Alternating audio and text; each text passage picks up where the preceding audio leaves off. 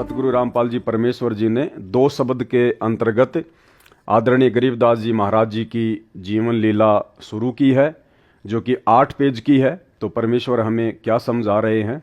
भक्ति बोध की वाणी का सरलार्थ करने से पूर्व कुछ आवश्यक जानकारी करते हैं। भक्ति बोध में अधिक वाणी संत गरीबदास जी महाराज जी की हैं।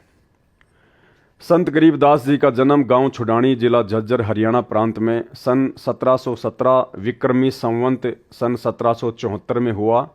गांव छुडानी में गरीबदास जी महाराज जी का नानका है। ये गांव करोथा, जिला रोहतक, हरियाणा के रहने वाले धनखड़ गोत्र के थे। इनके पिता श्री बलराम जी का विवाह गांव छुडानी में श्री शिवलाल सिहाग की बेटी रानी देवी से हुआ था। श्री शिवलाल जी का कोई पुत्र नहीं था, इसलिए श्री बलराम जी को घर जमाई रख लिया था। गांव छुडानी में रहते 12 वर्ष हो गए थे, तब संत गरीबदास जी महाराज जी का जन्म छुडानी गांव में हुआ था। अब यहाँ परमेश्वर जी ने आदरणीय गरीबदास जी महाराज जी के रूप में एक भगत के रूप में भूमिका की। तो परमेश्वर जी यहाँ पे जन्म शब्द का यूज कर रहे हैं, क्योंकि हमारी चरम दृष्टि को धोखा देते हुए और काल को धोखा देते हुए परमात्मा इस 21 ब्रह्मांड में सतगुरु रूप धारण करके अपना ज्ञान प्रचार करते हैं।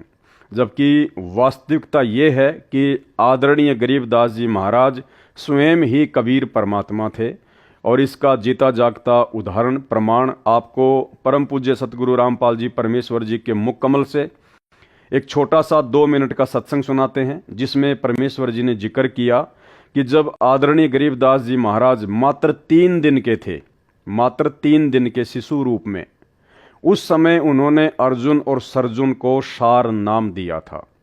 तो भाई और बहनों, यदि ये एक भगत होते, आम जन होते, तो 3 दिन की उम्र में कैसे अर्जुन और सर्जुन को, जो कि उन्होंने 650 साल पहले जब ये कबीर दास नाम से काशी में प्रकट हुए थे, तो उन्होंने वचन दिया था अर्जुन और सर्जुन को कि आज से 200-250 वर्ष के बाद में मैं गांव छुडानी में आऊँगा, उस समय तुम्हें सारनाम देकर तुम्हारा उद्धार करूँगा। तो जैसे ही आदरणीय गरीबदास जी महाराज लीलामय रूप में गांव छुडानी में प्रकट हुए, उन्होंने सौपन के माध्यम से अर्जुन और सर्जुन को बता दिया था कि गांव छुडानी में मैं आ चुका हूँ। और मात्र 3 दिन की उम्र में परमेश्वर ने शिशु रूप में अर्जुन और सर्जुन को सार नाम दिया। आप स्वयं सुनिए सतगुरु रामपाल जी परमेश्वर जी के मुख कमल से। और ये सारी बातें भाई और बहनों आपको इसलिए बताई जा रही हैं क्योंकि आगे जब हम यथार्थ भक्ति बोध के सरलार्थ को पढ़ेंगे, तो हमने आदरणीय गरीबदास जी महाराज जी को परमेश्वर जी के रूप में ही लेकर चलना पड़ेगा। तभी हमें सतगुरु रामपाल जी परमेश्वर जी का वर्तमान वाला लीलामय जीवन समझ में आएगा। आपका गुरु कित है महाराज कि आपके घर में, मेरे घर में अवकाल जो बच्चा पैदा हुआ है, 3 दिन का हो रहा है, परसों जो पैदा हुआ, और गुरु कहाँ, वो गुरु से हमारा ने बोला जी आप यहाँ पौड़ी में बैठो, मैं लड़के ने यहीं ले आऊंगा।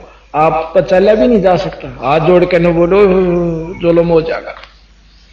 एक सजाते ही पारे सारा ना लाइयो, गड़ जाएंगे कत आम चालेंगे। तो बोला जी चालन जोगे तो कोई ना, चाहे मर जा राम है, जाएंगे उसके बारे में आगे उड़ा माथा टेकेंगे।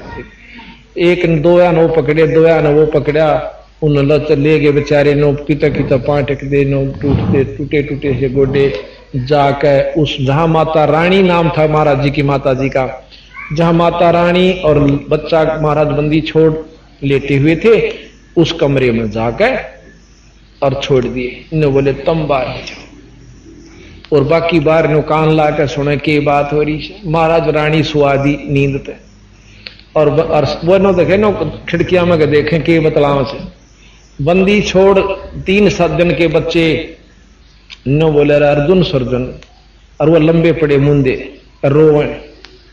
नो बोला जचगी था रहे गुरु के प्रति विक्षेप नहीं आकर, अगर जी बस भोग लिया हमने जितना भोगना था, बंदी छोड़, पापी जीव से बख्श दो। नो बोला आज के बाद परण कर लो, कभी भी गुरु के प्रति विक्षेप नहीं लाना। गुरु मानस कर जानते हुए नरकइये अंध, महादुखी संसार में आग यम के फल। नो बोला बैठे हो, महाराज की शक्ति तो एकदम नो बैठे हो।